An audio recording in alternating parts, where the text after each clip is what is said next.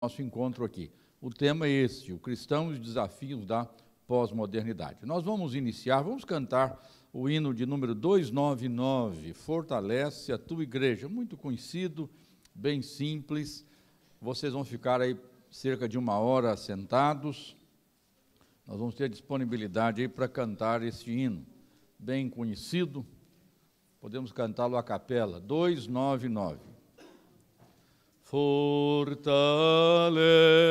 a tua igreja, ó bendito Salvador, dá-lhe tua plena graça, ó renova seu vigor, vivifica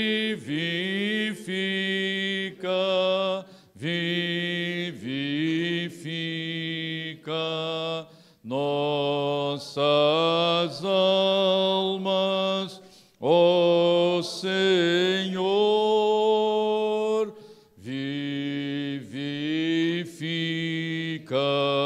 vivifica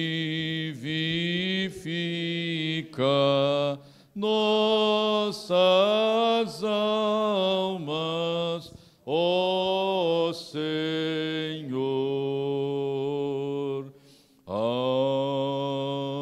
Amém.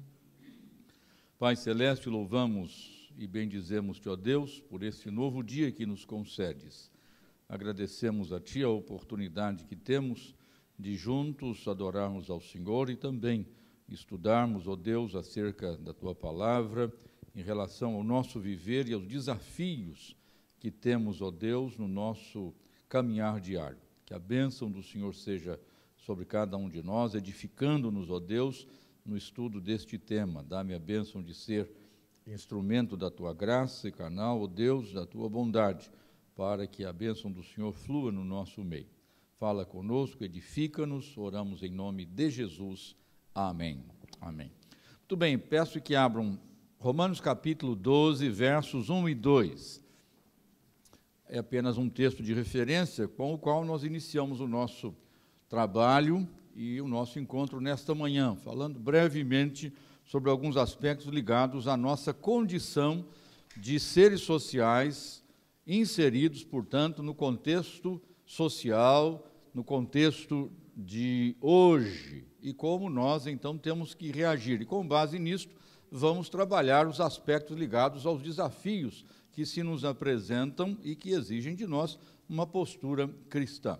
Paulo diz aí, portanto, rogo-vos, pois, irmãos, pelas misericórdias de Deus, que apresenteis os vossos corpos num sacrifício vivo, santo e agradável a Deus, que é o vosso culto racional.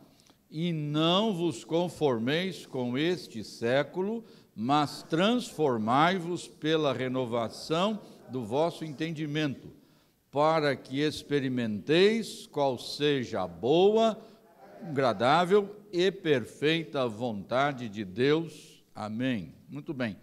Paulo, portanto, está falando aí de uma situação que não é apenas nossa. Nós, às vezes, imaginamos e pensamos que nós é que estamos no mais dificultoso tempo de se viver a fé cristã. A fé cristã é difícil de se viver em qualquer tempo. Uma das situações de maior risco é a sustentação da fé cristã. Primeiro, porque ela é extremamente subversiva.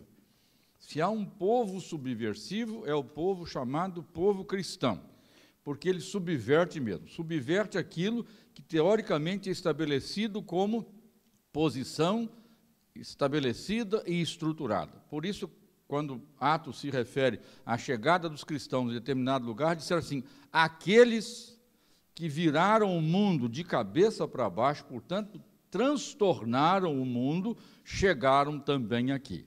Então, a fé cristã tem esse posicionamento de transtornar, no sentido de quê? De fazer com que os valores que estão postos, que efetivamente estão de cabeça para baixo, sejam compostos de forma adequada, na posição devida estabelecida por Deus. Só que isso representa uma subversão da estrutura posta. Então, Paulo, quando diz isso aí, ele está falando lá naquele contexto, e mostra claramente que já naqueles dias havia uma situação tremendamente desafiadora para o sustento e posicionamento da fé. Por isso ele diz, em relação ao cristão, que ele deve ter, para com o mundo, para com a sociedade, duas posturas. Ele diz, não vos conformeis. Ele trabalha um aspecto negativo, portanto, não vos conformeis, e um aspecto positivo, mas transformai-vos. Então, duas atitudes básicas nossas como cristão em relação ao mundo, ou, como ele chama aí, presente século. Presente século não é nem o 21, nem o 20, nem o 19, nem o 10º, o 10, nem o 9º, nem o 1º. Presente século é o ambiente, é a sociedade que nós chamamos de mundo, que também não significa terra nem universo, mas esse ambiente social, este sistema que é posto no qual nós estamos inseridos e no qual nós vivemos. Então Paulo diz, olha, primeiro, não vos conformeis, mas transformai-vos. Duas atitudes. A primeira delas, de caráter negativo, porque está aí no não, é que nós não podemos e não devemos nos modelar e nem nos amoldar. No português, você tem duas palavras com a mesma raiz, que é a raiz forma. Então, no português, conformar e transformar, embora palavras diferentes, têm a mesma raiz. No texto grego, isso não ocorre, portanto, a tradução não é muito feliz. Ele diz assim, não vos conformeis. Para conformar, a palavra que ele usa é esquematizeste, ou seja, esquema. Então, prestem atenção, Paulo está dizendo assim, olha, primeira coisa que vocês têm que entender em relação ao presente século, ao sistema no qual vocês estão inseridos como seres sociais e gregários. Vocês não podem entrar no esquema. Mas não está escrito isso aí. A tradução, infelizmente, não é adequada. Mas é isso que Paulo está dizendo. Não vos conformeis. Não admitais o esquema. Não aceiteis o esquema. Puxa vida, mas que coisa interessante. É isso mesmo. Porque no Brasil, é muito interessante quando a gente usa a palavra esquema. A gente conhece alguns países assim de passagem, mas vivemos no Brasil, e é um país de esquema. Você entrou num trabalho público ou privado, daqui a pouquinho alguém chega, olha, aqui tem um esquema. O tal do esquema é um problema. Olha, você precisa enquadrar-se aqui no esquema. O nosso esquema aqui é o seguinte, são 8 horas de trabalho por dia, mas a gente tem 45 minutos para o cafezinho na manhã, 45 minutos para o cafezinho à tarde, 2 horas de almoço, então, mas eu não preciso disso tudo, eu com 10 minutos tomo cafezinho, não.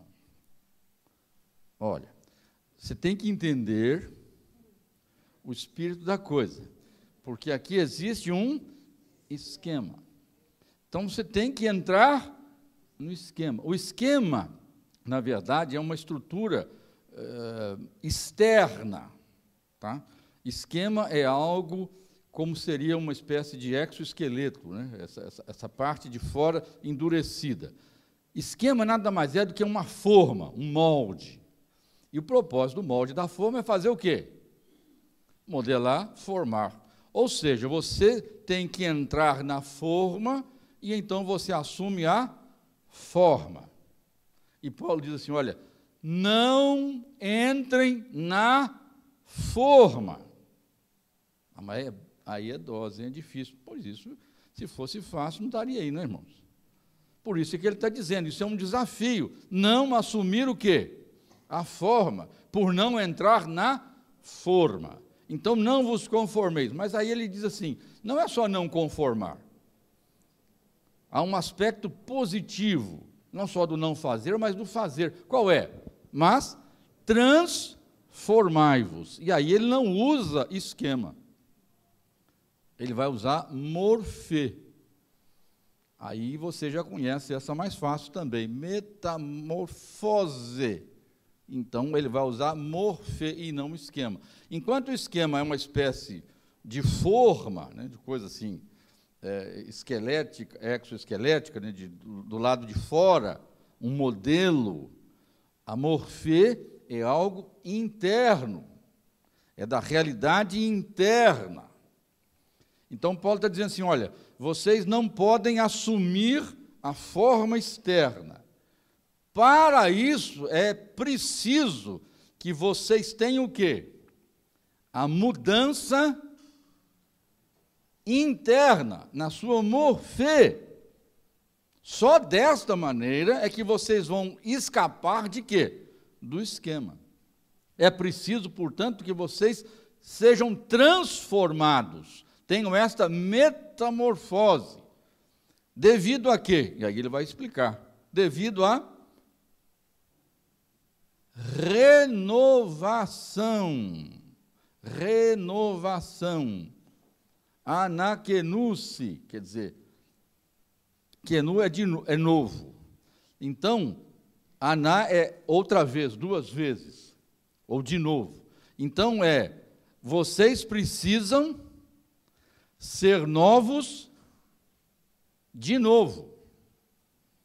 Renovar significa exatamente isto, ser novo de novo. Não é, em português também, né? Renovar é fazer ficar novo outra vez. Então, é nesta realidade de nos tornarmos novos de novo, pelo novo nascimento, que nós temos condição de ter a nossa morfê transformada para poder suplantar a estrutura reinante ao nosso redor, não assumindo a forma e não entrando no esquema.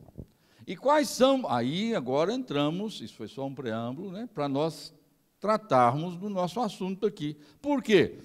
Porque o que nós temos em termos de sistema, em termos de estrutura dominante social, estabelece para nós uma série de princípios, uma série de elementos culturais que exigem de nós a nossa adequação ou o nosso modelamento a eles.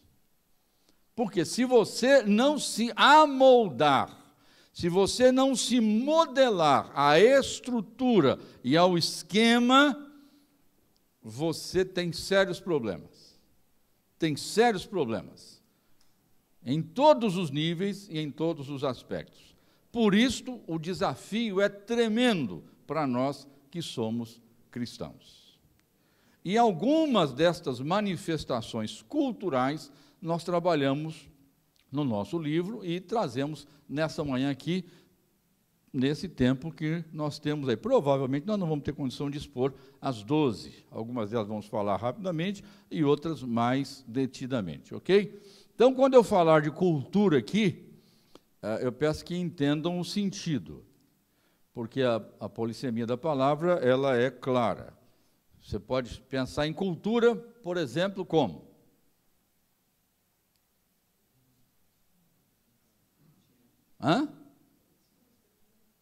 Cultura. Quando eu falo cultura, você pode entender que essa palavra significa?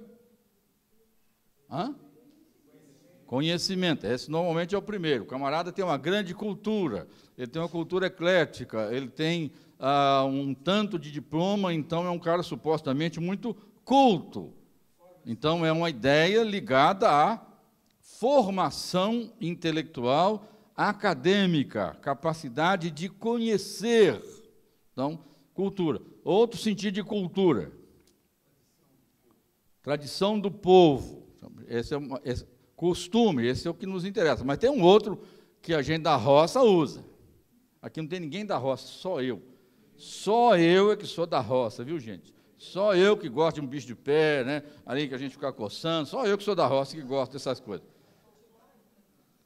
Cultura. O camarada tem uma fazenda, e na fazenda dele tem uma cultura maravilhosa de milho, cultura plantio, né? Também é cultura, não é mesmo? Isso.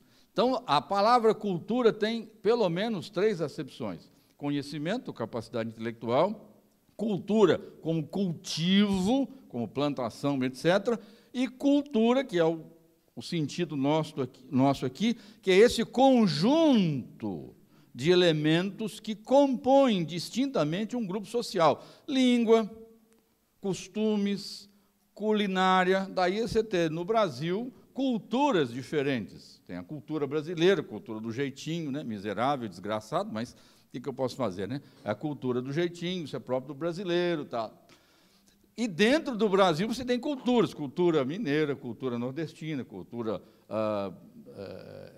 paulista, cultura rio-grandense, etc, etc, etc. Então, é nesse sentido que nós usamos cultura aqui. Então, nós estamos inseridos neste elemento e ambiente culturais. Estes representam para nós desafios sérios. Vamos ver o primeiro deles aí que nós temos hoje, em termos do que chamamos de pós-modernidade. Claro que teríamos que tratar também do que é pós-modernidade, o tempo aqui é difícil. Há, inclusive, intelectuais que discutem se realmente existe ou não existe pós-modernidade. Pós-modernidade é um tempo imaginário que sucede à modernidade. A modernidade tinha suas características próprias e peculiares. Então, no final do século XX, início do século XXI, sobretudo, sedimenta-se esta ideia da chamada pós-modernidade, esse tempo que sucede à modernidade com suas características próprias, e que nós vamos ver acabam representando para nós sérios desafios como cristãos. O primeiro deles, o primeiro desafio que temos é a cultura do relativismo. A cultura do relativismo. A modernidade, ela sempre foi tratada como uma época da certeza, da convicção, da coisa garantida. Então, você tinha verdades em todas as áreas, em todos os segmentos do saber. Existiam verdades definidas, absolutas, e ponto final. Fosse em que área fosse no dogma religioso ou fosse no dogma chamado científico, fosse na área da filosofia, fosse na área do direito, fosse na área da sociologia, etc. Elementos que eram tidos como verdades absolutas. E isto passa a ter um ataque tremendo, porque substitui-se a ideia do absoluto ou dos absolutos pela proposta do relativismo. E eu não estou falando simplesmente daquela equação: energia igual massa vezes a velocidade da luz ao quadrado, que é a teoria da relatividade estabelecida por Einstein. Isto é, de certa forma, a estruturação científica e física de uma proposta filosófica e ideológica. Ele vai dar supedâneo, sustentação a esta proposta ideológica e filosófica por meio de uma fórmula demonstrada cientificamente, de que tudo é relativo, menos... Esqueceu disso, né? Esqueceu disso. Menos o quê? Tudo é relativo, menos energia igual massa vezes a velocidade da luz ao quadrado. Esta não é relativa, esta é absoluta, ainda que seja a fórmula do relativismo. Ainda que seja a fórmula da teoria da relatividade, ela, como fórmula da teoria da relatividade, que estabelece a relatividade, derruba a teoria da relatividade, porque estabelece um absoluto. É claro que isso nem sempre as coisas são colocadas dessa maneira. Esta é uma verdade. Só que aí tem uma coisinha chamada teoria quântica, que veio derrubar esta ideia do absoluto, mostrando que realmente a teoria da relatividade estava certa. Por quê? Porque nós aprendemos que a ordem dos fatores não altera o produto. 2 mais 3 igual a 5, 3 mais 2 igual a 5. Aí eles demonstraram, né, na teoria quântica, que 2 mais 3 são 5, mas 3 mais 2 não são 5. São 4,999999 pi. Eu li um livro, agora recente, entendendo a teoria quântica. Li, terminei, eu vou ter que ler de novo. Porque apesar de ser entendendo a teoria quântica, eu não entendi absolutamente nada. Quer dizer, nada também não, né? Muita coisa, mas, ou seja, no fim das contas, para mim, 2 mais 3 continuam sendo 5, assim como 3 mais 2 também são 5. Mas, na verdade, entre aspas, já foi demonstrado que não é. Onde é que eu estou querendo chegar com isso? É que hoje a proposta é o seguinte: não há nada absoluto. As coisas são relativas. A vida familiar é relativa, a vida da sociedade é relativa, a honestidade é relativa, a integridade é relativa, a fidelidade é relativa. As coisas são relativas, não há esta ideia de absoluto. Isto é uma coisa que não é comportável mais na estrutura social e cultural na qual nós estamos inseridos. Sustentar absolutos é um atestado de estupidez no nosso contexto e no nosso ambiente. Hoje, os chamados cientistas, das ciências até exatas, já não são mais aqueles indivíduos que querem sustentar uma estrutura absolutista, no sentido de dizer assim, é isto e ponto, acabou. Eles sempre entram, olha, esta é uma teoria, e aí ele vai. Por quê? Porque a sua pode ser tão boa quanto a minha, e tão certa quanto a minha, mas a sua é certa e a minha também é certa. Por quê? Porque as coisas são relativas. Então, não há absolutos. E qual é o problema para nós, como cristãos? É que nós lidamos com absolutos. Nós temos absolutos. Nós lidamos com absolutos. Nós vivemos com absolutos. Não tem como fugir disso. Mesmo que não sejam cientificamente demonstráveis, mas nós vivemos com absolutos. E temos que sustentar esses absolutos e sofrer essa pressão aí. Quando nós dizemos, por exemplo, que Deus criou o universo, para nós isso é um absoluto. Não é relativo, é absoluto. Entendemos que seja assim. Podemos demonstrar isso? Não, não podemos demonstrar, não temos como demonstrar isso. Mas também não há como demonstrar que não seja assim. Então, você que crê na existência de Deus, está afirmando um absoluto, Deus existe. Aquele que diz e crê que Deus não existe, está também o quê? Formando um absoluto da não existência de Deus. Ou seja, tanto um quanto o outro estão sustentando isso. Então, nós que somos crentes e o ateu, que também é crente, sustentam a realidade quê? De absolutos. Mesmo que eles insistam em dizer que absolutos não existem. E quando nós sustentamos o absoluto da existência de Deus, somos imbecis e estúpidos. Se somos imbecis e estúpidos por sustentarmos a existência de Deus, é imbecil e estúpido aquele que sustenta o absoluto do quê? Da não existência de Deus. Até porque os dois creem. Eu creio que Deus existe e ele crê que Deus não existe. Assim como eu não posso demonstrar que Deus existe, comprovar que Deus existe, também ele não pode comprovar que Deus não existe. Então, creio eu na existência de Deus e crê ele na não existência de Deus. Mas tanto ele quanto eu estamos baseando a nossa decisão não em elementos demonstráveis, mas em critério de aceitação e fé. Então, para nós sustentarmos absoluto é um desafio muito grande. Sempre seremos vistos de esgueira. Sobretudo, quem está na esfera da academia. Como essa palavra nossa foi para universitários e pós-universitários, então ela tem esse direcionamento. É claro que a irmã, com todo o respeito, né, esse trabalho duro, penoso das irmãs diário, constante, permanente, enfadonho de casa, né?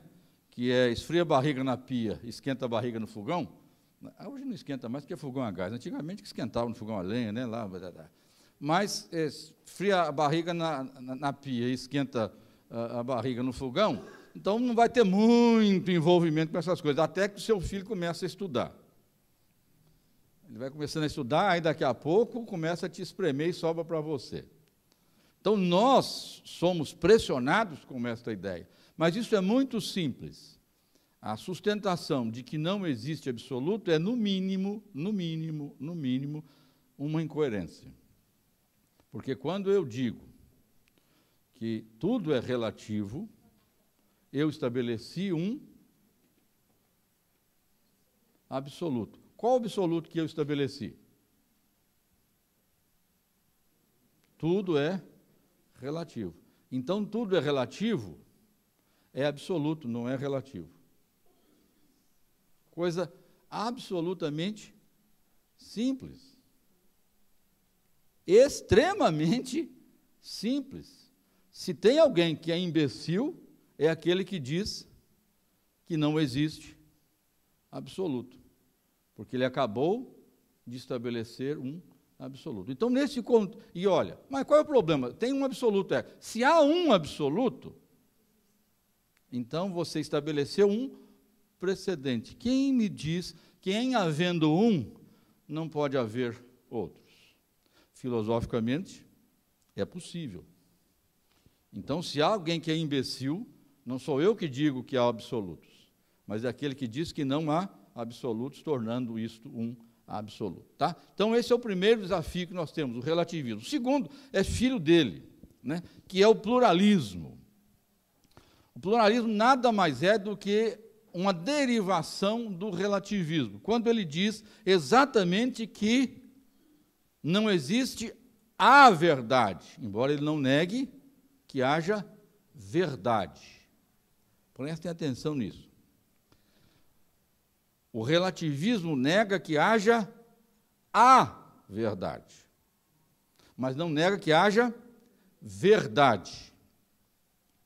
O pluralismo vem, então, nesse caudal aí, né, e diz o seguinte: desta maneira, há verdades. Então, você tem a sua verdade, eu tenho a minha verdade. A minha verdade é tão boa quanto a sua. Qual é o critério objetivo de verificação da verdade? Deixa de existir, porque se torna eminentemente subjetivo. Então, por exemplo, se o índio, cuja mulher teve filhos gêmeos, e ele entende que esta manifestação da natureza fez com que um deles certamente seja um demônio, eu preciso o quê? Eliminá-lo. Isso faz parte da cultura do índio, então nós temos que respeitar. Mas isso conflita com o quê? Com a norma de proteção que o Estado deve dar aos seus cidadãos, e o índio também é um cidadão. O que se deve fazer, então? O Estado deve intervir, impedindo que aquela criança seja enterrada viva. Qual dos dois está certo? Onde está a verdade? A do índio ou a do Estado? Até onde nós devemos interferir? Até onde nós devemos ir? Não tem problema. Por isto é que o universo é um universo de pluralidade. Então, o pluralismo é que existe. Então, o cristão está certo. Mas o hindu também está certo. Por sua vez, o muçulmano também está certo. Está certo o católico romano e está certo o protestante. Assim como está certo o mórmon e está certo o testemunho de Jeová, porque cada um tem a sua fração de verdade. Uma vez que não há absolutos, então há pluralidade. Mas como nós sabemos que há absolutos, então nós não admitimos o quê? A pluralidade. Nós admitimos essa realidade da unicidade. E aí o desafio é esse. Quando você diz assim, há um só Deus e um só mediador entre Deus e os homens, Cristo Jesus, homem, isso é o quê? Unicidade. Você está afastando o pluralismo. Por quê? Você está dizendo assim, olha, o hindu não está certo, o muçulmano não está certo, o testemunho de Jeová não está certo, etc, etc. Você está eliminando estas outras. Mas isso não pode. Você não pode ter esta postura arrogante de ser o dono da verdade. E às vezes nós somos contaminados com isso, e a gente costuma dizer assim, olha, eu não sou o dono da verdade, eu apenas moro na casa dela. Em certo sentido, e em alguns aspectos, você pode até admitir isso. Por quê? Porque, evidentemente, um fato pode ter abordagens diferentes, dependendo do ponto de vista de quem o vê. Se você tiver uma colisão ali com pessoas feridas, e um médico passar, provavelmente, rapaz, o cara ali deve ter tido, né, um traumatismo craniano, pode ter havido alguma ruptura de órgãos internos, uma hemorragia, então tem que tomar cuidado, etc, etc. Ele vai precisar suturar, isso é o médico na cabeça dele. Passou um corretor de seguro. Rapaz, acho que deu perda total no carro. O cara não é nem preocupado com o que dá. Mas também, se ele tiver cobertura contra terceiros, né, então facilita para ele. E também aquele seguro de acidentes pessoais, de passageiro, que pode ajudar. O cara nem quer saber se ele tem hemorragia interna. Passa o advogado e fala, rapaz, eu vou ver quem é o dono ali, eu vou deixar meu cartãozinho, porque eu vou faturar alguma coisa aqui em cima, viu? Porque eu quero saber quem borrou quem tem culpa, quem não tem culpa, quem estava certo, quem não está certo, etc. Quem sabe houve vítima fatal, eu posso fazer um inventário. Depende de quem está vendo. Todas estas são o quê? Verdades. Isso significa pluralismo? Não, isso não é pluralismo. Houve um fato, um atropelamento, um abarroamento com vítima. Isso não muda o fato. A minha maneira de ver o fato pode ser diferente, é pluralística, mas o fato não é. Isso chama-se polissemia, ou seja, você tem policromia, né, variedade de cores, polifonia, muitos sons, e você tem a polissemia, que é a multiplicidade de sentidos. Mas o fato em si é um só, não vai mudar o que é. Alguém diz assim, olha, um texto pode ter vários sentidos. Não, senhores, jamais. O texto tem apenas um sentido. Ele é unívoco. Ele não é nem equívoco e nem também pluralístico no seu entendimento. Ele é unívoco. Qual é o sentido do texto? Aquele que o autor deu a ele. Então, não há pluralidade. Se o autor do texto quis dar ao texto sentidos diferentes, portanto, pluralidade, o sentido do texto é este, é um só, mesmo que ele tenha sido dado pelo autor multiplicidade de sentidos. Mas o sentido do autor foi dar o quê? Ao texto, múltiplos sentidos. Portanto, ele tem quantos sentidos? Um só.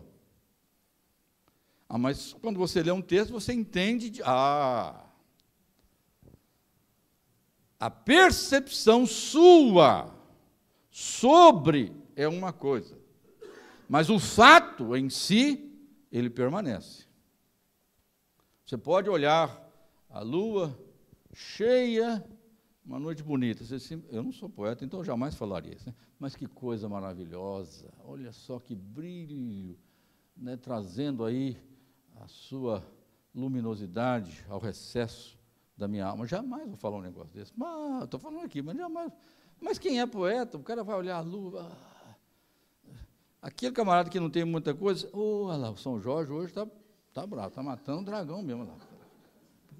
Está lá, não. É a visão que ele tem o quê? Daquela lua. É a mesma coisa. Um camarada já, um astrônomo, olha, está nessa posição, tarará, porque está incidindo não sei o quê, tarará, está fazendo isso, tarará, cabeça dele. Posicionamento seu em relação ao fato é uma coisa, mas o fato qual é? A lua é uma lua chamada lua cheia, ponto final. Isto é fato, não há possibilidade de quê? De pluralidade quanto a isso. Ah, mas então eu não posso dizer que o camarada está certo ou está errado. Pode, tendo em vista o fato em si. Jesus é o único redentor, o único salvador. Isso é fato. Se o indivíduo olha para Jesus e vê nele um carpinteiro, não está errado. Mas este não é o fato, não é a verdade. Se ele olha e vê em Jesus um grande profeta, é uma verdade, mas não é o fato. Se ele, por exemplo, como o Alcorão diz, ele nasceu falando, Jesus nasceu da Virgem, nasceu falando, realizou muitos milagres, está tudo no Alcorão, é fato. Não, fato que ele nasceu falando, não. Fato que ele fez coisas extraordinárias. Mas isso não é o fato. Então, vejam, é muito sutil a coisa. O pluralismo é isto. Por quê? Não, mas então, a sua verdade é suficiente para você? Não, porque acima da sua verdade existe o fato, que é a verdade. Este é que é o grande problema.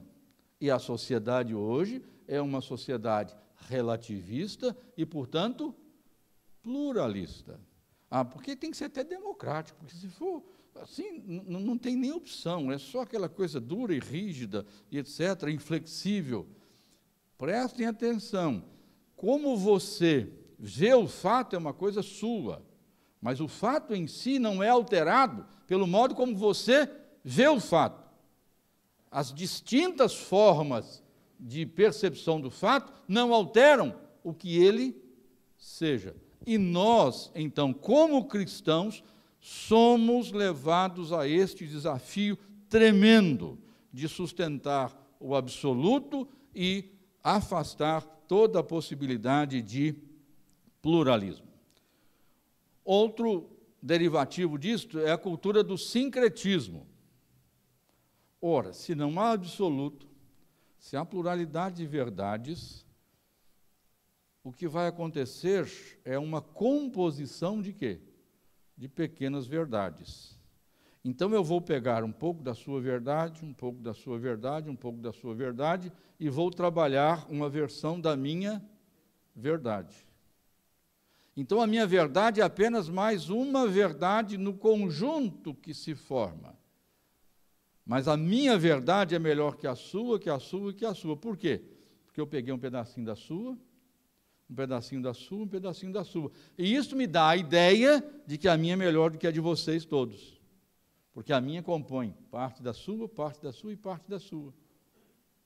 E então o chamado sincretismo estabelece isso. Aí eu vou gerar, na esfera, sobretudo da fé, uma situação de quê?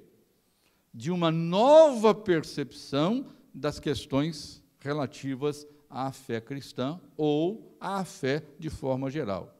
Então, o que acontece? Bom, isso aqui está certo ali, então eu pego para cá. Isso aqui está certo aqui, eu pego para aqui, isso está certo ali. E aí eu vou gerar a minha própria concepção sobre alguma coisa no universo da fé. Só que isso, para nós como cristãos, não funciona, porque a nossa fé não é uma fé sincrética, é uma fé exclusiva, não é inclusiva. Eu não vou incluindo. Prestem atenção, vou abrir um parênteses aqui. Não confundam, não tenho tempo, mas não confundam aspectos culturais com manifestação efetiva e genuína da fé. Tá? Eu estou aqui hoje pela manhã, eu não consegui falar, mas se falasse também viria, paletó, gravata, camisa, calça, sapato, etc. Isso é uma questão cultural. Não tem nada a ver com fé evangélica, ou com o evangelho. Um país que no verão, onde eu vivi 26 anos, 42 graus. Você terminava o culto, você tinha emagrecido 1 quilo, pelo menos, de água. Molhava cueca, meia, calça, camisa, paletó e gravata. Até a gravata, porque a camisa grudava no corpo, o paletó espreme a gravata gruda na camisa. Eram 18 ventiladores no templo, mas não dava conta, porque o bafo estava quente.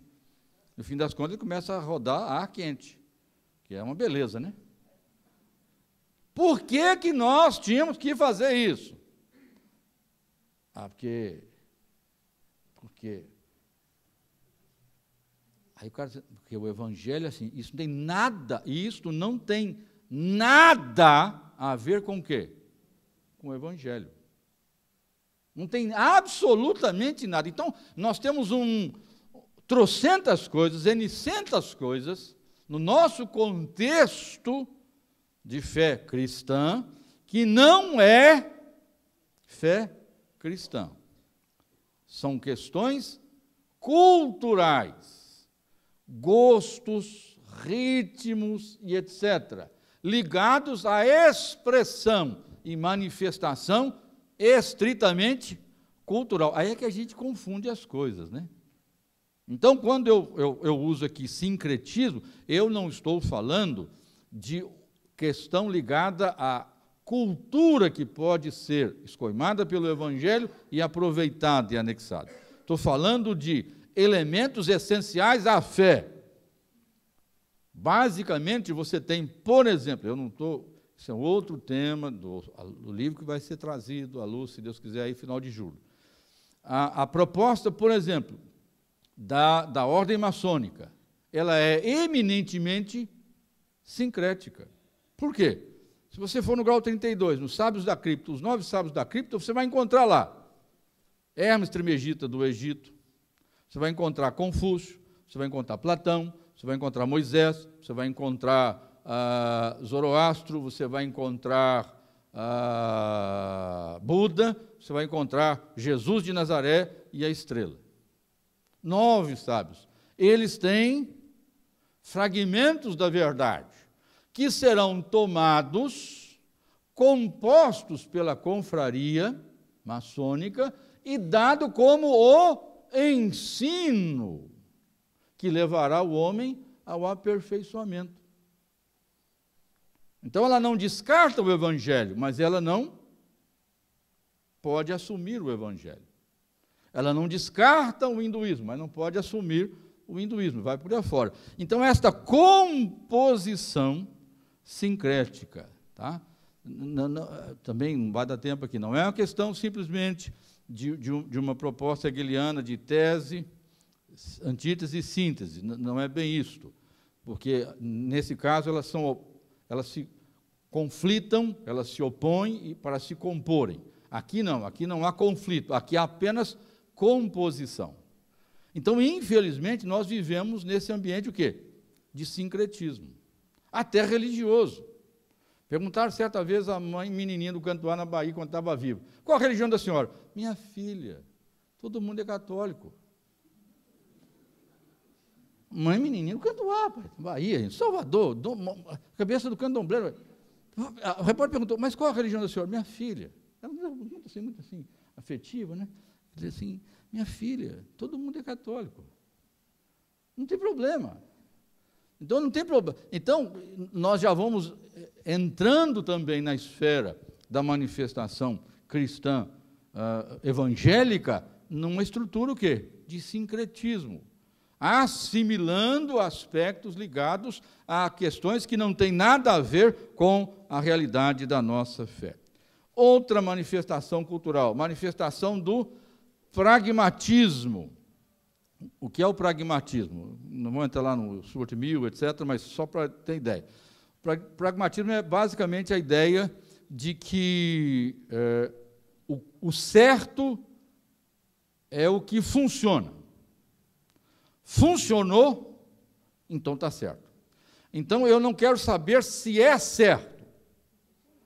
Eu quero saber se dá certo. Então, o interesse é se dá certo. Deu certo, não quero nem saber se é certo. Por quê? Porque para mim está certo. Por quê? Me favoreceu.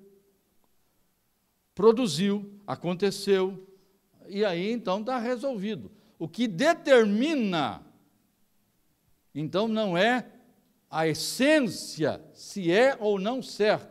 Essa análise não comporta aqui.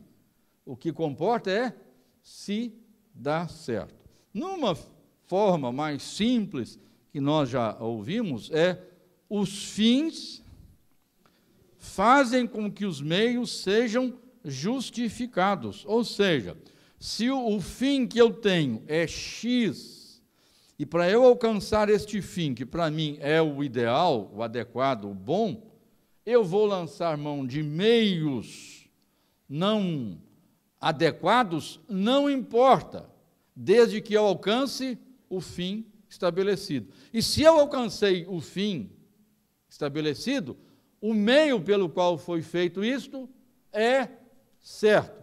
Por quê? Porque no fim deu certo. Então, o pragmatismo é isso. O pragmatismo é isso aí, aquilo que vai me trazer o maior benefício. E aí nós já vamos caminhando para um outro derivado disso aí, por causa do meu tempo aqui também, que é o fato da cultura, não só do pragmatismo, mas do hedonismo.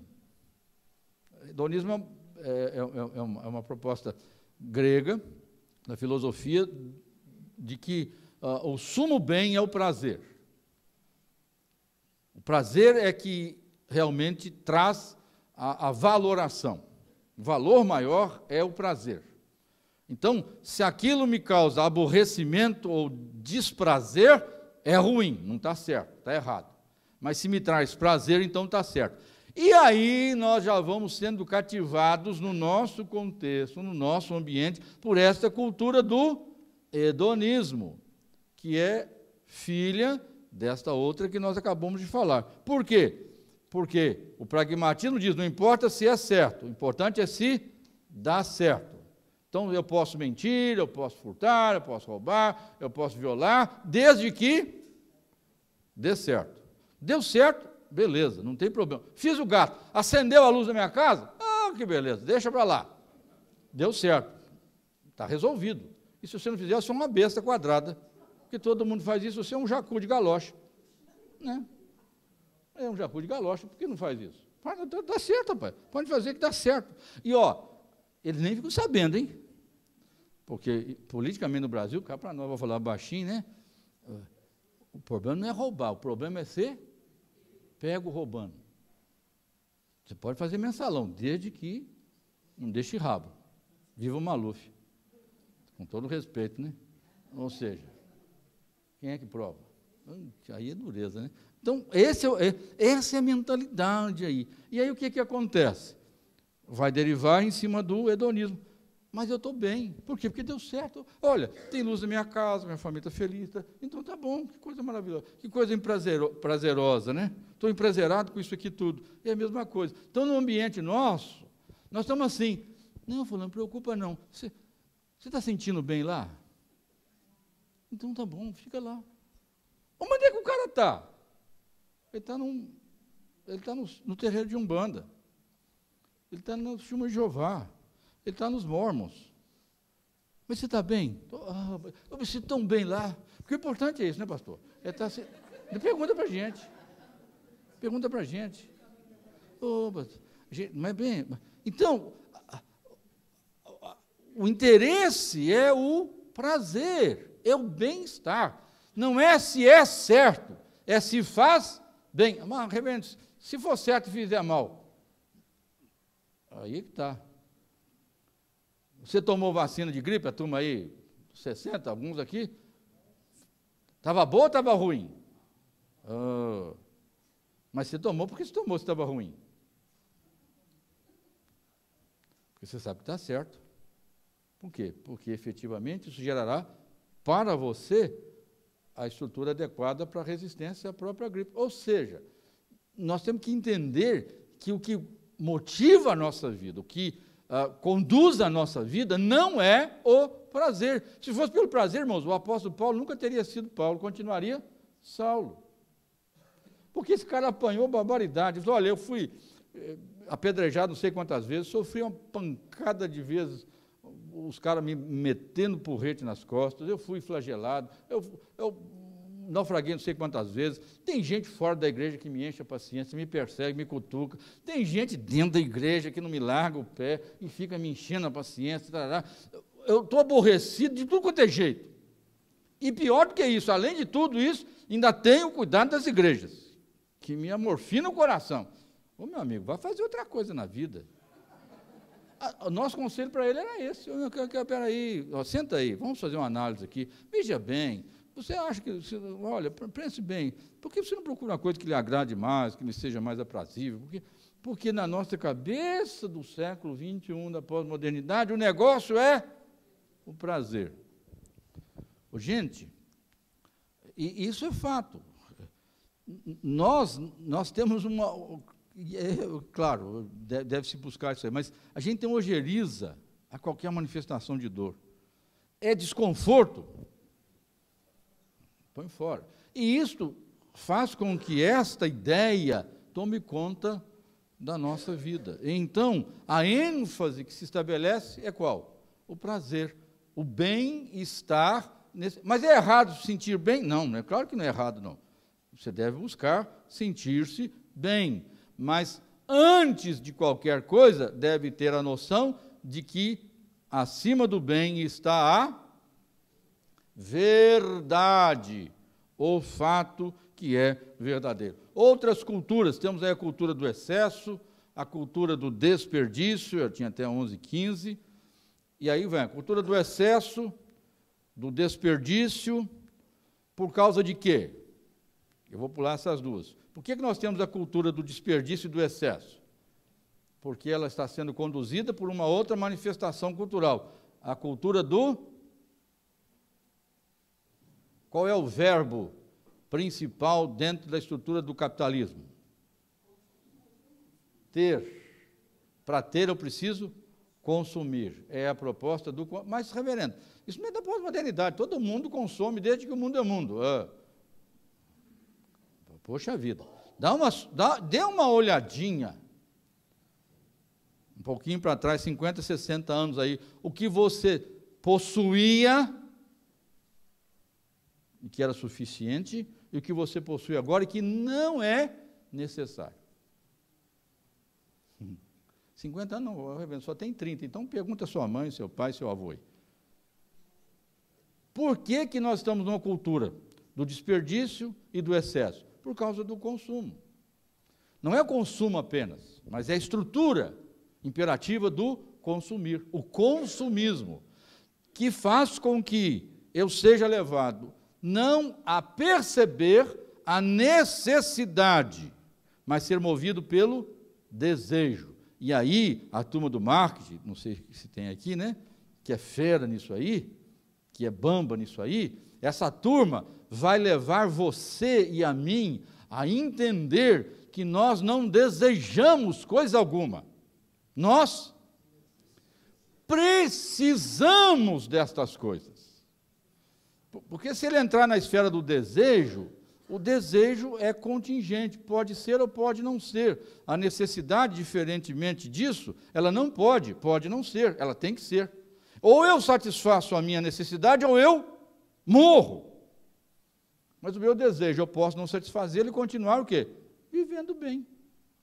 Mas então eles vão mostrar que eu não posso viver sem o micro-ondas. Pronto. Olha, definitivamente ninguém vive sem micro-ondas. Como é que pode viver sem micro-ondas? De jeito nenhum. Olha só, e aí você não vai desejar o micro-ondas, você vai ter necessidade do micro-ondas na sua casa. Você viveu 50 anos sem micro-ondas. Mas aí uns caras bem maquiavélicos, mas muito inteligentes, vão dizer para você que você não viveu esses 50 anos. Você vegetou sem o micro-ondas. Então você precisa do micro-ondas, precisa do micro-ondas, precisa do micro-ondas, precisa do micro-ondas. Aí você consome micro-ondas. Aí daqui um ano que vem, mudou a tela do micro-ondas. Você já tem o micro-ondas, mas agora mudou a tela do micro-ondas. Gente, você está falando das mulheres, pense no carro. Agora vai com os homens. Mudou a lanterna. Não, mudou na lanterna, não. Mudou o rabichinho lateral do olho da lanterna. Não, eu não posso ficar sem esse carro. Gente, nós precisamos de muito poucas coisas. O Senhor Jesus disse isso. Poucas coisas são necessárias. Isso é bíblico. Poucas coisas são necessárias. Mas o consumo, esse consumismo se impõe a nós para nós desenfreadamente adquirirmos. E normalmente, gente, nós não precisamos. Normalmente, nós não precisamos. Não preciso. Mas por que eu tenho que ter no meu guarda-roupa 12 ou 14 ternos e mais 6 blazers? Para quê? Porque se o senhor for todo domingo com um terno, e no outro domingo outro terno, no outro domingo um terno, no outro domingo o pessoal da Vila Mariana vai fazer uma vaquinha e comprar um terno para o senhor. Bom, aí, gente, eu vou incomodar as pessoas, porque as pessoas acham que eu preciso. Não preciso. Mas essa ideia consumista é terrível. Então eu vou enchendo a minha casa. Aí quando eu mudo, todo mundo que muda... rapaz, quanta coisa eu joguei fora que não precisava. Meu feliz, por que está lá? Porque eu já precisei uma época. Eu precisei. Se você precisou, está no passado, não precisa mais. Faz o quê? Qual é o desafio? Doe, distribua, entregue. No livro a gente coloca isso, quais são os desafios, quais são os remédios bíblicos para esses desafios nossos, que a gente não tem condição de abordar aqui, nesse tempo aqui. Tá? Então, veja bem, doar, abrir mão, coração aberto. Esse é o melhor remédio, esse é o melhor antídoto contra o consumismo. Sabe por quê? Porque se você não se aperceber disso, daqui a pouco você está com um excesso de coisa na sua casa. Aí você vai ver o desperdício. Toneladas e toneladas de alimentos no país, particularmente em São Paulo, na cidade de São Paulo, toneladas. Fala-se em 18 mil toneladas.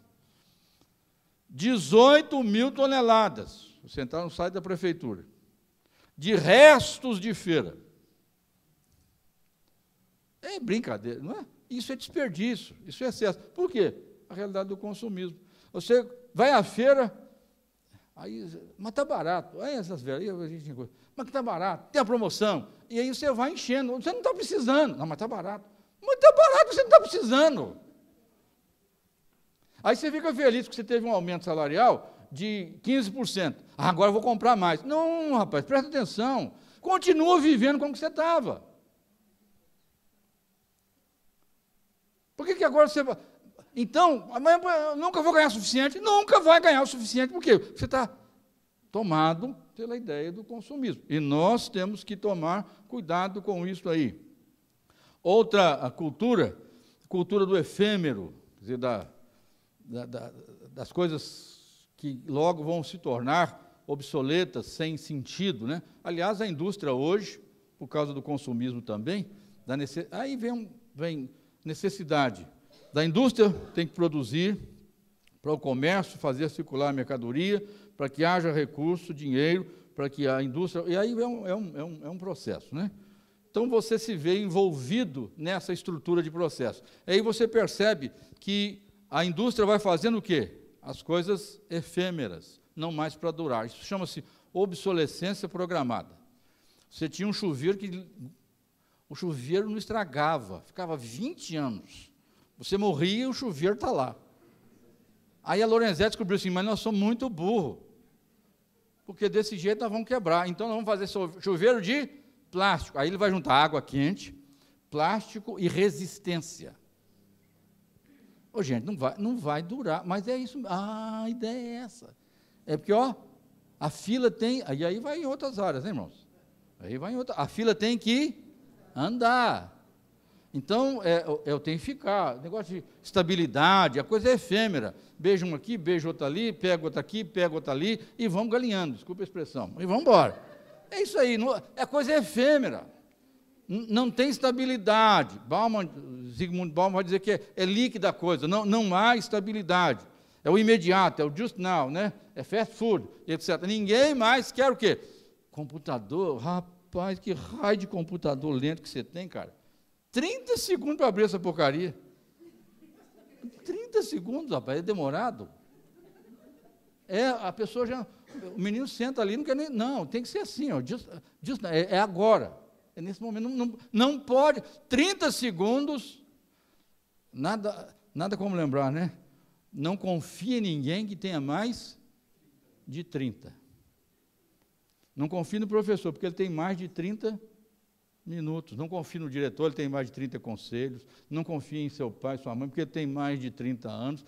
Ou seja, o negócio é rápido. O que dura demais, não vale a pena. Os relacionamentos nesta faixa. Cultura do naturalismo. Naturalismo aqui, gente, não é naturismo. Naturismo é o aspecto ligado à natureza, ainda que haja nudez lá nos campos, não é bem isso. Mas naturismo é lançar mão de alimentos orgânicos, essas coisas aí. Estou falando de naturalismo. Naturalismo é uma proposta filosófica, sobretudo ligada a Nietzsche, em que a natureza é que é fundamental. O ser humano tem que manifestar a sua estrutura natural. Ele não pode ser estabelecido de outra forma. Só que o naturalismo vai ter uma série de consequências, e que nós vemos, de certa forma, estabelecido na sociedade. Qual é a proposta básica da natureza em relação aos seres que nela vivem? Quem é que sobrevive na natureza? O mais forte ou o mais apto? O leão é mais forte que eu? Por que eu mato o leão não me mata? Porque eu sou mais apto que o leão.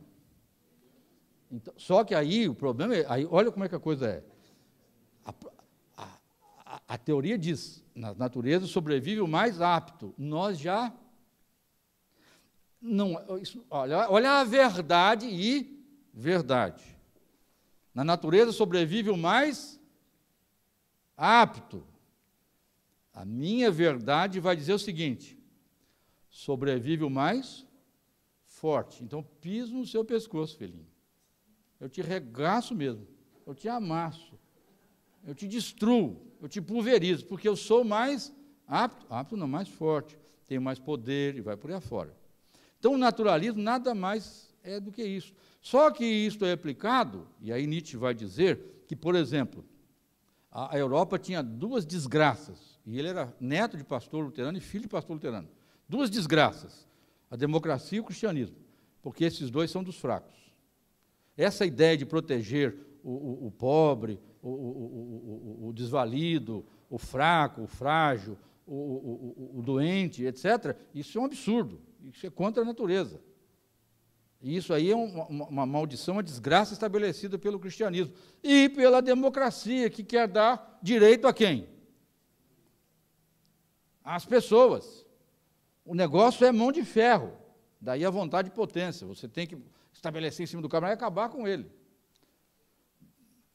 A ideia do... Não, mas a natureza... Aí a gente vai conversando, mas essa ênfase da natureza... gente... A ênfase da natureza, da nova era, abraçar a árvore, né?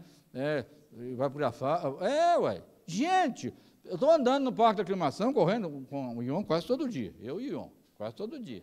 Ele vai fiel comigo ali, correndo e andando, quase todo dia no Parque da Aclimação. Aí você passa assim, tem aquela perua, desculpa, aquela senhora, né? Desculpa. Apaga aí, faça favor. Apaga. Aquela senhora, né? Com 2 cachorrinhos. Não, que cachorrinho, já é um absurdo você falar que é cachorrinho. Para mim, continuam cachorrinhos, né? Aí ela cruza com a outra senhora, com outros 2 cachorrinhos. Aí ela para e pergunta assim, meninos ou meninas? Eu ouvi isso, gente. Eu ouvi isso. Meninos ou meninas. Ah, vai tomar banho. Primeiro, se você não sabe a diferença, num cachorro, tem que perguntar. Mas menino, não é mais macho ou fêmea. Meninos ou meninas. Gente, mas porque já dizia o nosso nobilíssimo ex-ministro do Trabalho, né, Rogério Magro, afinal de contas, minha cachorra é um ser humano como outro qualquer. Vocês não lembram disso? Ué. O que é o naturalismo? O naturalismo não é elevar apenas o animal à condição de ser humano, a humanização do animal, mas é a animalização do ser humano. Por quê? Porque pela natureza, e aí isso aí não pode, isso aí é com coisas de filósofo mesmo, gente, que sustenta isso, e que entra na cabeça da gente, o importante é a natureza. O que a natureza diz? A natureza diz que tem mais mulheres do que homens. Então, qual é o direito que a natureza estabelece? Que um leão tenha tantas leoas, que um leão marinho tenha tantas, e os outros? Os outros ficam chupando o dedo. Se ele for mais forte que eu, ele me derruba e assume o meu harém. Então, a força vai se estabelecer. Por outro lado, o que a natureza diz? As mulheres, quando entram no ciclo fértil, na sua vida fértil, vão menstruar. O que é a menstruação? É a ovulação que não foi devidamente fecundada. Como não foi fecundada, o que aconteceu? Menstruou. Você já viu o animal menstruar? Por que não menstrua? Porque quando entra no cio, o macho cobre. Isso é natureza. Isso é natureza. Então, quando as senhoras menstruam, isso é antinatural. Por quê? A senhora, quando entraram no cio, reverendo, não fala assim não, porque é feio. Não. Gente, o que é entrar no cio? É exatamente isso aí. Mas, reverendo, gente, isso aí chama-se naturalismo. Tratar com maior naturalidade. Então, o que acontece? Se entrou no cio, tem que ser o quê? Coberta. Porque se não for coberta, não cumpre a sua finalidade. Vai o quê? Menstruar. Perdeu. Menstruou, perdeu. Era a oportunidade que você tinha de quê? De fazer com que a sua espécie fosse mantida. Isso é naturalismo. Mas isso aí ninguém fala. Bom, não fala por enquanto. Já está começando a falar, né? Ou você não tem ouvido isso? Claro que a gente vai ouvindo isso aí de formas um pouco sutis, por enquanto, mas vai chegar isso aí. Essa é a proposta básica. Outra cultura é a cultura do chamado esteticismo, que nada mais é do que a cultura do corpo. Então, presta atenção, estou falando de esteticismo, não estou falando de um problema que a gente está vendo seriamente, que é a questão da obesidade. Tá? E aí a questão de saúde. Aí é diferente.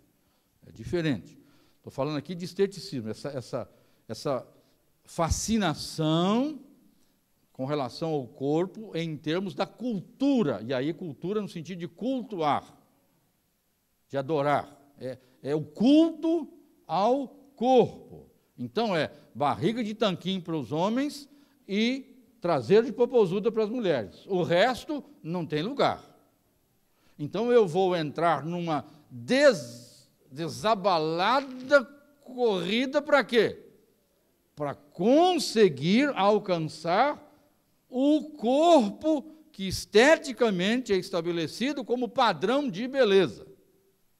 E a gente mal sabe que padrão de beleza varia de acordo com época, local, etc., e vai por aí afora. Mas então, nós, por causa das questões do relativismo, pluralismo, etc., estabelecemos que o padrão de beleza é esse aqui. E aí, o que nós fazemos?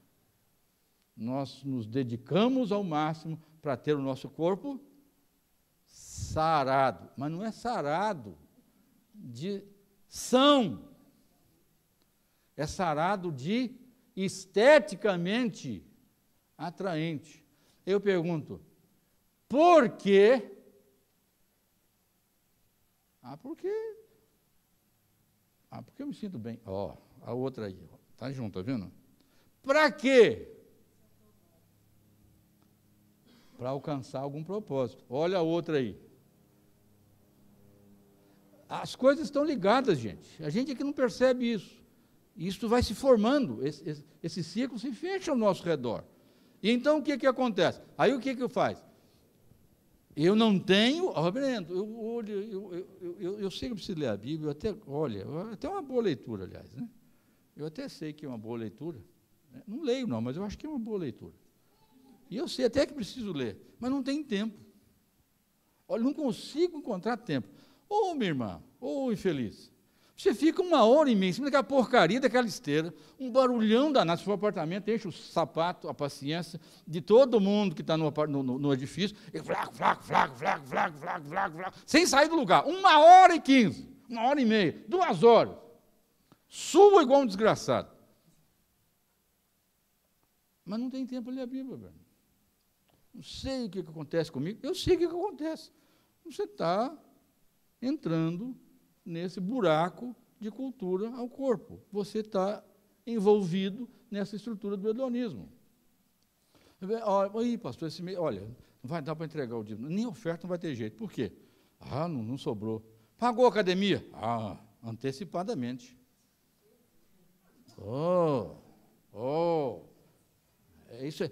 Ou seja, nós entramos nesta estrutura em relação a quê? À estética, ao esteticismo. Nós nos tornamos prisioneiros disto aí. E então, volto a insistir, não é uma questão de saúde, é uma questão de estética. Beleza simplesmente ligada à escultura e não à realidade da essência. Tá bom? Então, o meu tempo já foi. A nossa palavra era essa.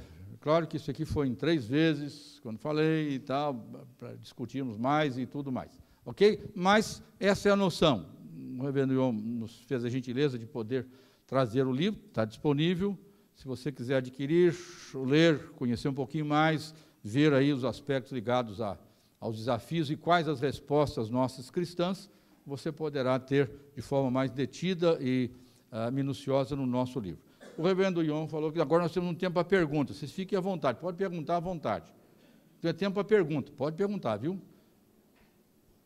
Tem pergunta, irmão? Ele falou que eu tinha uns 15 minutos para tempo de pergunta, né? Ele falou que era tempo de pergunta, então vocês podem perguntar. Não é de resposta, é só de pergunta. Pode perguntar à vontade. Se for 15 minutos para pergunta e resposta, aí a gente vai caminhando, né? Mas...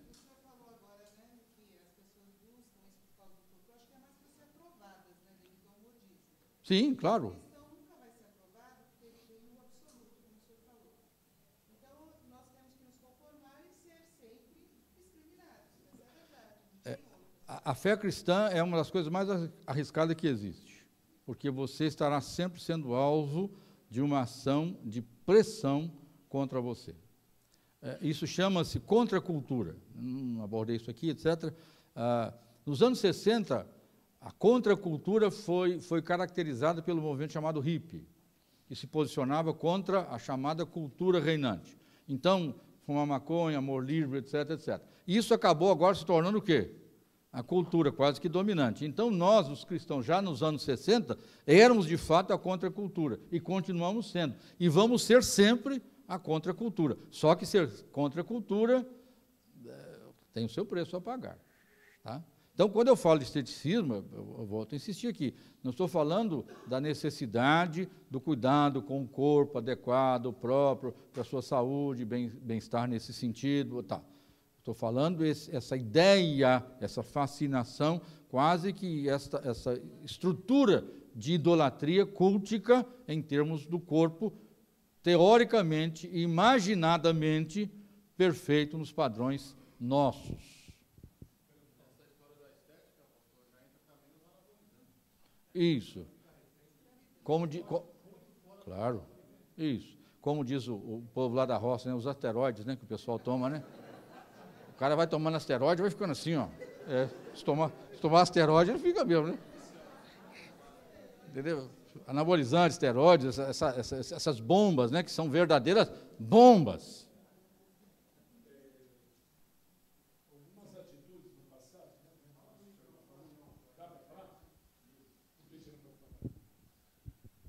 O divórcio foi crime, a homossexualidade foi crime, pedofilia ainda é crime, necrofilia ainda é crime.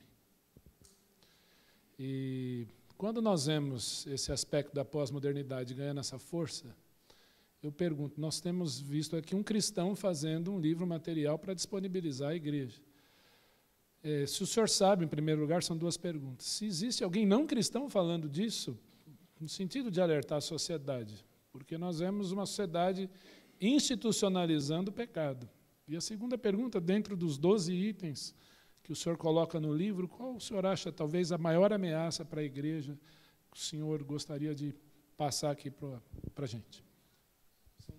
Bom, primeiro aspecto, normalmente essa postura ela está ligada à questão filosófica. Só que há filósofos que, evidentemente, sustentam esses aspectos culturais, como normativos. A postura dos religiosos de religiões reveladas, e aí prestem atenção nisso, religiões reveladas são aquelas que têm fundamentação em algum livro. Então, quais são as chamadas religiões reveladas? Por exemplo, o cristianismo, o judaísmo e o islamismo. Tá? O hinduísmo não é, o shintoísmo não é, o budismo não é. E aí, no cristianismo, prestem atenção, não estou falando que está certo ou errado, os mormons são, porque eles têm os seus livros revelados, os adventistas e etc. Até os testemunhos de Jeová. Então, normalmente, estes segmentos têm se despertado para isso aí. É claro que alguns nem sempre lançam mão dos instrumentos adequados da apologética, numa linha filosófica de bom debate, para trabalhar isso. Preferem simplesmente a manifestação autoritária. É assim, ponto, acabou. E não expõem e não mostram os riscos dentro desta linha ideológica. Então, não é comum que você tenha este posicionamento. Por exemplo, Zygmunt Bauman, ele fala da sociedade líquida. Então, ele mostra que os relacionamentos, as instituições, etc., têm se tornado líquidos, não são mais sólidos, nem estáveis. E ele aponta o problema disso. Não é que ele diz, ou que ele diga que seja errado, ele apenas aponta para esse fato e apresenta, de certa maneira, os riscos disso aí. Então, daí essas instituições, família, seja em todos os aspectos, a própria sexualidade, tudo isso aí. Em termos de um deles, é muito difícil você estabelecer, porque, como eu disse, eles formam um círculo vinculado, né? Realmente linkado ou entrelaçado. Por isso eu começo com o absolutismo. Talvez a perda da noção da verdade com base na revelação vai gerar estes elementos. Porque como é que eu vou combater o consumismo? Por aquilo que eu tenho como referencial de absoluto na Escritura. Como é que eu vou combater o hedonismo?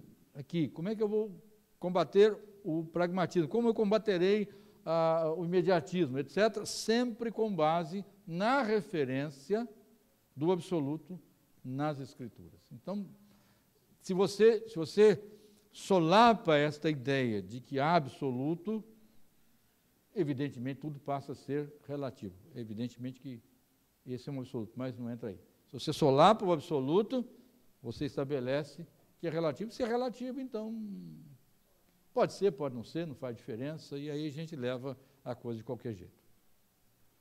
Mais alguma dúvida, gente? Pergunta? Uhum.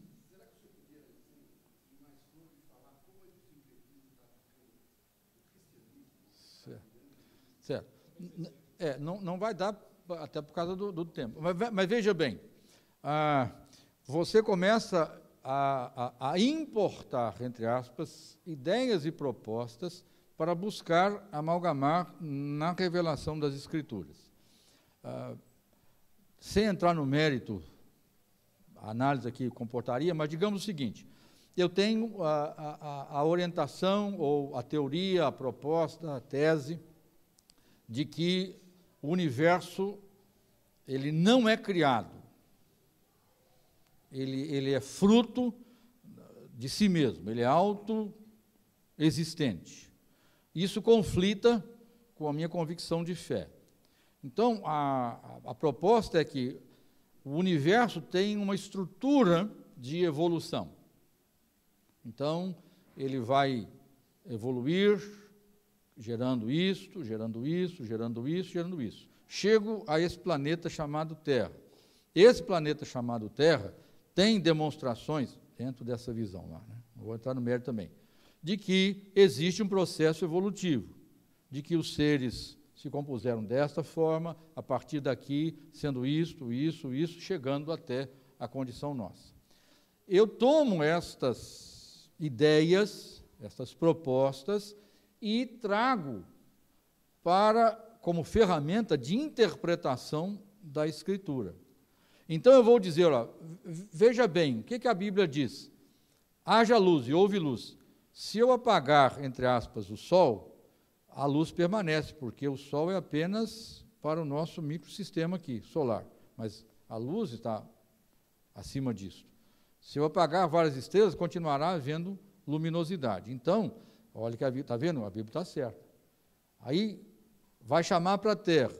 Então, qual foi o primeiro elemento existente? Tal.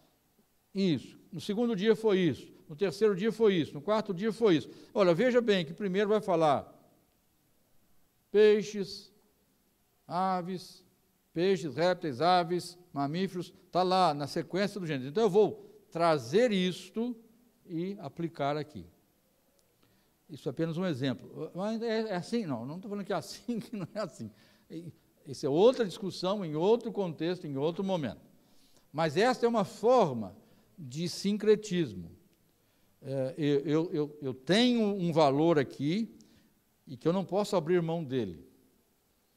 Mas tem uma outra informação que me parece também sedimentada e verdadeira. Elas não podem coexistir como sendo verdades iguais, porque são conflitivas. Ou o universo é criado, ou o universo não é criado. Ele é autoexistente. Ou Deus criou o ser humano e as coisas, ou as coisas evoluíram de um processo. Mas é possível fazer o quê? A amálgama, o sincretismo, e então eu produzo uma outra situação. Então, na esfera do cristianismo, isto vai acontecendo. Esse é um exemplo. Se você pegar a manifestação da nova era, ela vai ter muito de cristianismo. O que eles fazem? Eles simplesmente vão assumir aspectos de determinadas religiões e vão produzir um determinado elemento que, a princípio, parece cristão. Ou seja, vai ser uma situação de sincretismo. Nós, evangélicos, temos que tomar cuidado com certas colocações, porque vamos assimilando exatamente essas filosofias lá fora. Nós temos que ser ricos, querer ser ricos. O que a Escritura diz? Aquele que quer ficar rico cai em ciladas. A luzinha vermelha. Mas qual é a proposta do mundo? É você ser rico. Ser rico. É você ser isso. Então, você assume isso aqui e começa a sincretizar isso, usando esse instrumento, essa ferramenta, aplicando aqui e gerando essa forma sincrética no ser e no fazer. Esse é o grande problema. Cada vez mais, gente, a bandeira deixa de existir, a identidade deixa de ser importante. A teoria identitária na sociologia, na antropologia, ela tem o seu valor, mas cada vez mais a ideia é que você precisa ser mais igual. Ou seja, é a teoria igualitária. E aí nós cometemos um equívoco, nós não somos iguais, nós somos diferentes. Nós achamos que no céu todo mundo é igual. No céu não é totalmente igual não, viu, gente? Quem é branco aqui vai ser branco no céu, quem é negro aqui é negro no céu, tá? Não tem, quem é japonês aqui vai ter olhinho puxado lá em cima. Por isso que tem gente de toda tribo, língua, raça, povo, nação. Então, essas noções que às vezes são trazidas vão se agregando e começam a gerar ideias novas. Fruto de quê? De uma realidade sincrética. Ok? Desculpe, foi longo aí a coisa, mas só para nos situarmos aí. Reverendo Ion, eu vou falar do livro? Bom, ele pediu... Não, o livro esse aqui é uma bela capa, uma boa apresentação. A estrutura dele interna, vocês vão ver, ele não tem notas de rodapé, ele tem notas marginais, é uma estrutura nova que se tem usado. Algumas pessoas fizeram algumas observações aqui sobre o texto. Ele não é, prestem atenção, não é um livro devocional. Então, não é Max Lucado 365 dias por ano, tá bom? Então, por favor, o Max Lucado é um excelente escritor, mas não tem nada uma coisa a ver com outra, tá? Então, aqui não são 365 meditações para o ano. Max Lucado, não é, definitivamente não é um texto devocional. Não é um tratado, nem de teologia, nem de filosofia, nem de antropologia, nem de sociologia, mas é um texto reflexivo. E você, eu estou lendo pela segunda vez. Está igual eu com a física quântica lá, né? Vou ter que ler 2 vezes, para ver se eu consigo puxar alguma coisa. Então, mas como eu falei aqui, é para pensar e dar a vocês, como deu a mim, a quem for, a igreja, ferramentas, instrumentos para uma discussão, entre aspas, em bom nível. Pedro disse que nós temos que dar razão da esperança. Razão é isso aqui, ó. Por quê? Então, eu tenho considerações, eu tenho argumentações, está aqui, tá? O preço dele é R$20. A gráfica diz que deveria ser vendido a 25. Eu não tenho interesse de lucro, é R$20.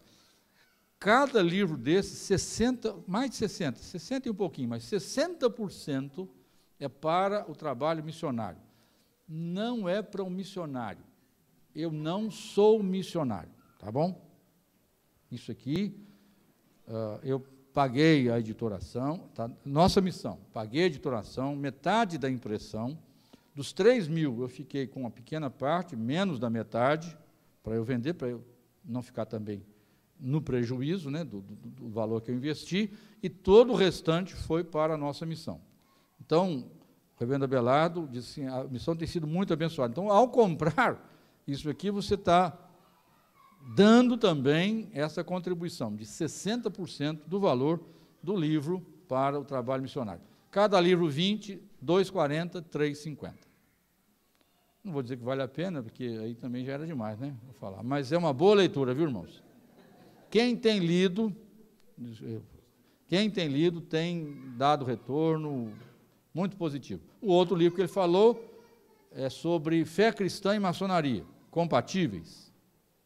Esse é o tema do outro livro, bem mais, entre aspas, polêmico do que esse aqui. Obrigado, Reverendo. Obrigado, pastor. Obrigado, igreja. Nós vamos ter uma mesinha ali na frente para aqueles que quiserem adquirir o livro.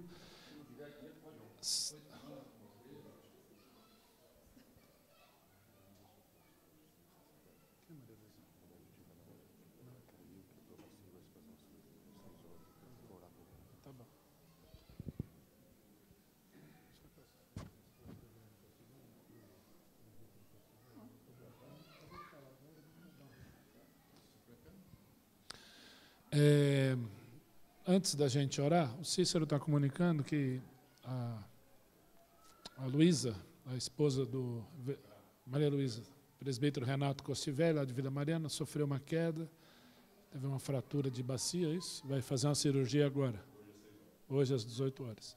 São lá da nossa igreja-mãe, vamos ter um momento de oração também por eles. E o Douglas pede para avisar que o coro hoje ensaia às 16 horas, como de costume.